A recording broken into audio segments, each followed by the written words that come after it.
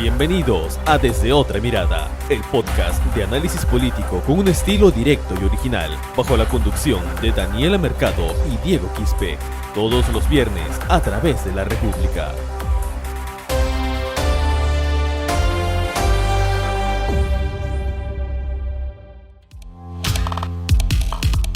Hola y bienvenidos a todos los que se conectan a este su podcast Desde Otra Mirada. Soy Daniela Mercado y en este episodio número 19 nuestro amigo Diego Quispe no nos puede acompañar, pero sí nuestro productor Jordan Huerta. Hola Jordan, ¿qué tal? Gracias por estar con nosotros. Hola Daniela, hola a todos los que nos escuchan en el podcast Desde Otra Mirada. Sí, primera vez en la conducción, ya la próxima semana Diego está de vuelta, pero nada, gustoso de participar en los temas políticos que nos aquejan esta semana. Hay bastantes temas que comentar. Dani, cuéntanos.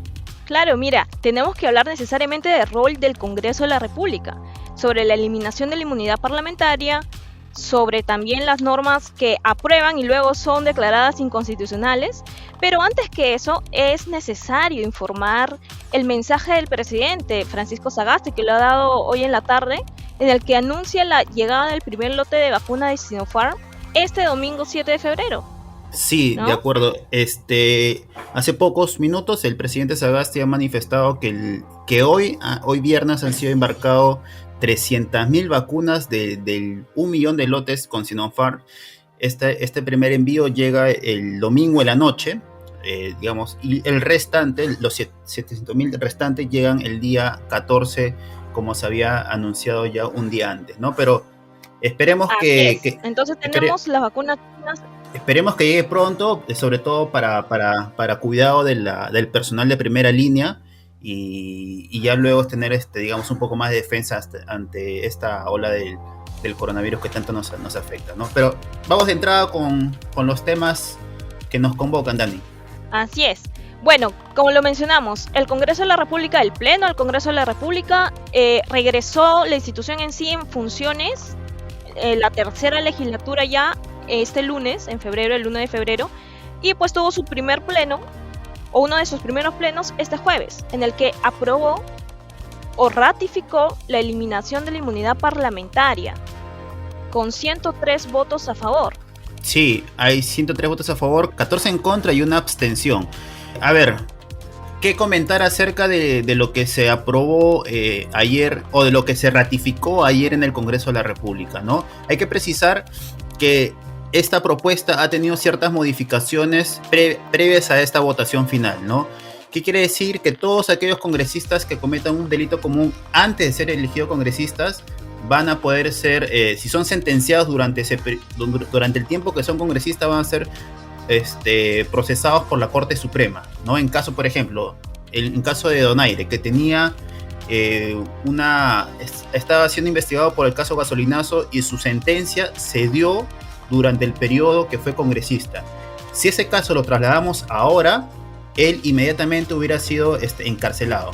Pero como antes no existía esta norma, él siguió el proceso de la subcomisión, la primera votación, segunda votación, el pleno, y cuando todo ese proceso se dio, él ya se había fugado, ¿no? Por citar algún ejemplo. Claro, eso fue un total blindaje que hizo la institución legislativa.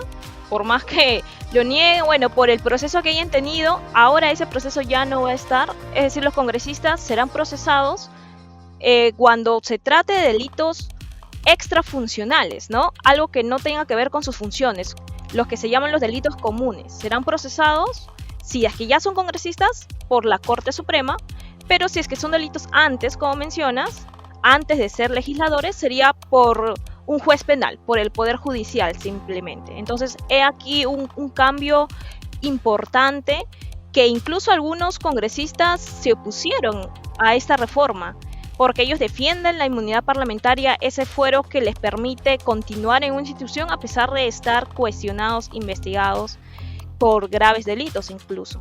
Sí, de acuerdo. Ahora, hay que hacer una precisión, porque lo que sí continúa es el tema del antejuicio.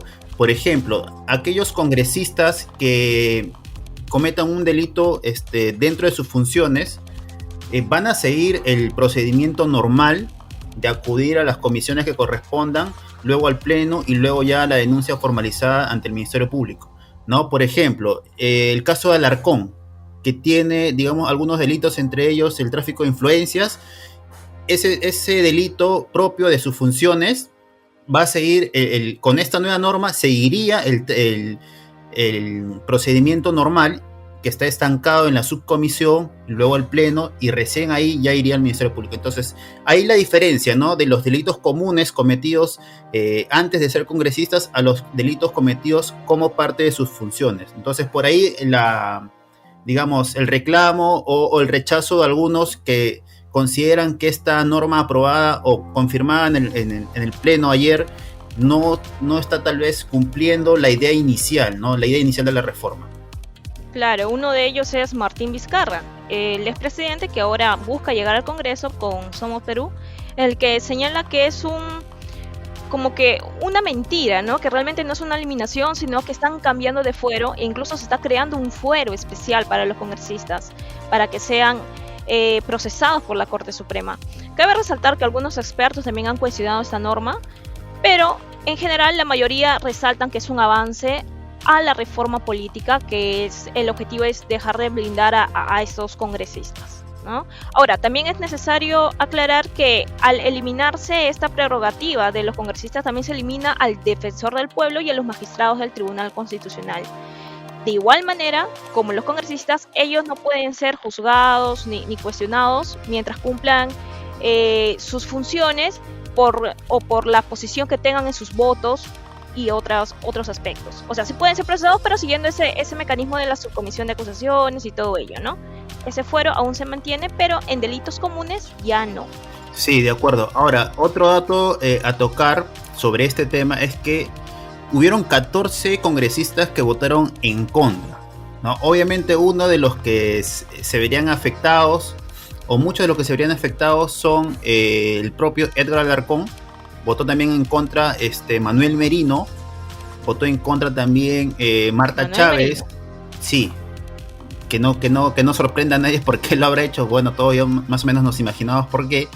También votó en contra Dieter Columbus, Gilbert Fernández, Carlos Mesías, Mártires Lizana, Miguel Banco, Eduardo Tito, entre otros, ¿no?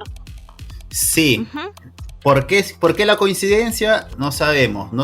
Algún temor por ahí de repente, pero si bien es cierto, se ha dado un cambio a, digamos, a la protección desmedida que antes tenían los congresistas. Todavía creo que faltan afinar algunas cosas que ya imagino ya serán motivo de discusión en otros parlamentos, ¿no? Pero bueno, es lo que ha ocurrido con respecto a la inmunidad parlamentaria el día de ayer, pero hay otro tema que ha pasado con el Congreso, Daniela. Cuéntanos. Así es, el día de ayer también el Tribunal Constitucional, la máxima entidad de interpretación de nuestra Carta Magna, anuló la norma o la ley que el Congreso aprobó. Esta referida a la que permitía el retiro, supuestamente retiro entre comillas, de los aportes de la ONP, ¿no? Esta norma que ya desde antes que se aprobara en el Pleno del Congreso por insistencia, a pesar de la observación del Ejecutivo, ya expertos señalaban que no sería viable. ¿Por qué? Porque simplemente, y eso es lo mismo que los magistrados reiteraron en su decisión unánime, cabe resaltar unánime de los magistrados, es que el Congreso no tiene la facultad de gasto público. Es decir, ellos no pueden aprobar la norma que puede involucrar un gasto en el presupuesto público. Algo que ya se sabía, algo que se había retirado, pero ellos insistían, ¿no? Y más que nada, el cuestionamiento aquí es que han jugado o han generado expectativas de la población que sí necesita ese tal vez retiro, ese dinero, y más aún en tiempos de pandemia. Sí, de acuerdo. Ahora, lo que hay que recalcar acá es que esta norma aprobada en el Congreso y luego aprobada por insistencia luego de la observación del Ejecutivo, se explicó infinidad de veces, ¿no? Incluso hasta con manzanitas, que era inviable, que era inconstitucional, pero el Congreso insistió,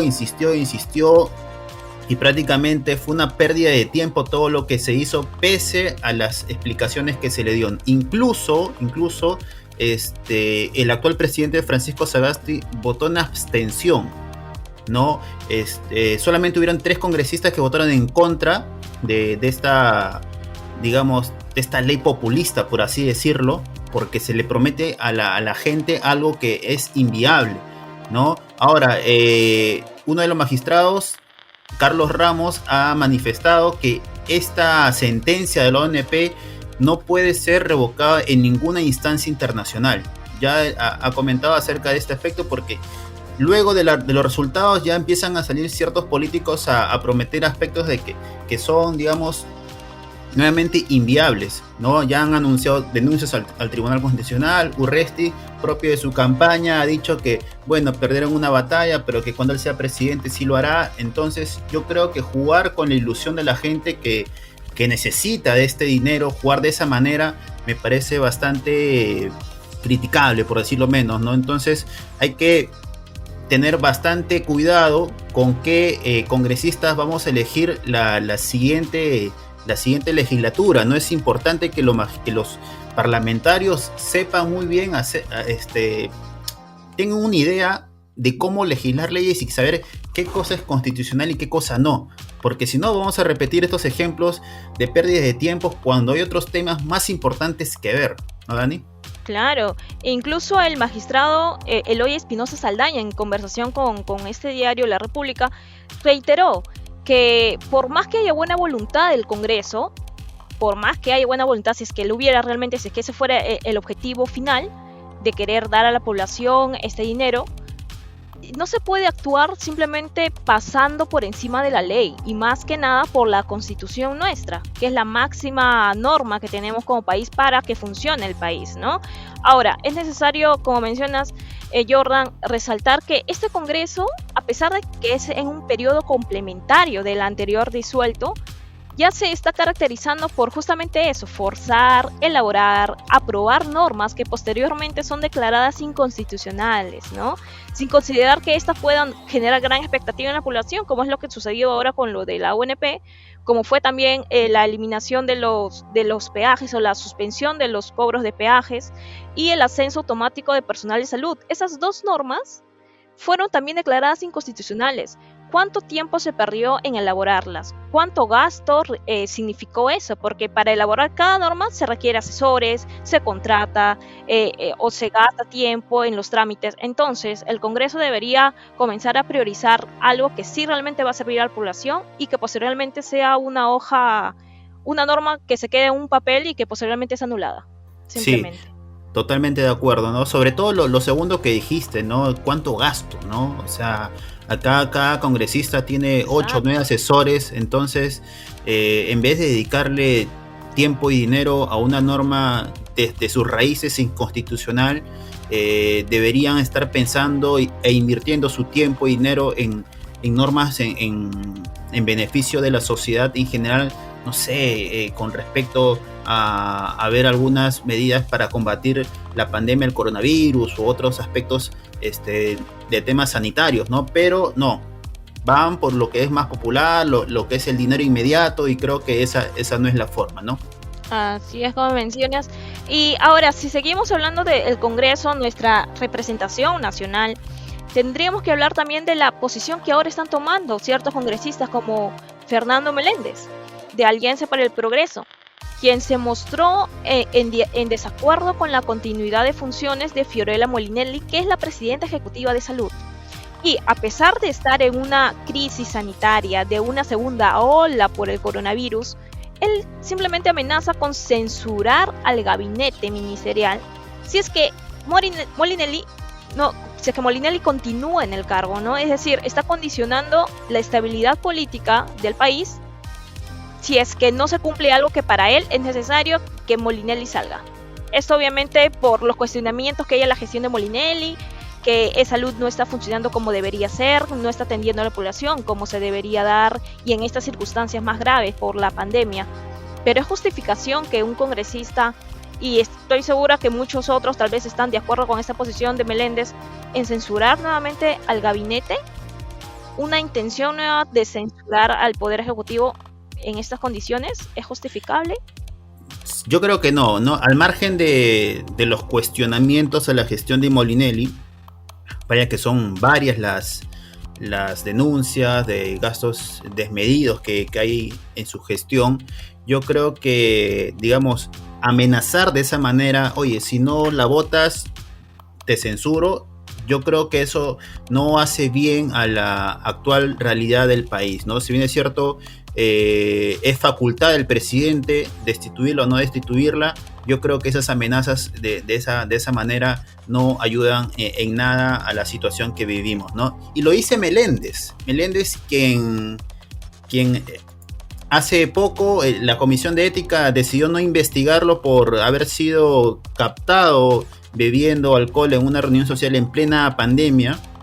Yo creo que no es la persona más idónea para hacer ese tipo de amenazas cuando tal vez su propia imagen como legislador ante la ciudadanía no ha sido de las mejores, ¿no, Dani?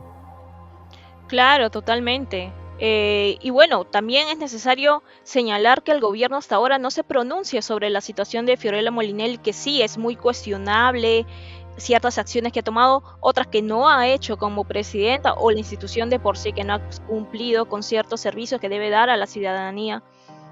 Entonces también hay, por un lado, el cuestionamiento a los congresistas que quieren alterar nuevamente la estabilidad del país, pero también el silencio del gobierno, ¿no? Un error que ya también hemos analizado en anteriores episodios de este podcast, que lamentablemente está dejando muchos comentarios en su contra, ¿no? Que no está cumpliendo como debería ser en medio de la preocupación nacional por la pandemia. Entonces, nuevamente, de mi parte, hay que exhortar al gobierno que se pronuncie por estos casos que sí son graves y deben aceptarlos, pero también al Congreso de que considere a qué normas darle prioridad y qué pedidos también poner por encima y no a otros, que tal vez tengan ciertos intereses particulares. Sí, totalmente de acuerdo. Esperemos que la comunicación que ya hemos criticado antes del Ejecutivo funcione, porque ya son varios errores que han sido captados no solamente por los medios de comunicación, sino por la propia ciudadanía. Claro, los memes lo dicen. Tal cual. Listo. Ok, muchas gracias. Llegamos al final del episodio número 19. Esperemos encontrarnos la próxima semana para seguir analizando la coyuntura política del país. Gracias, Jordan. Gracias a todos los que nos escucharon. Un abrazo, nos vemos. Esto fue Desde Otra Mirada, el podcast de análisis político con un estilo directo y original. Sigue nuestros episodios a través de Spotify, iVoox, Google Podcast y las redes sociales de la República.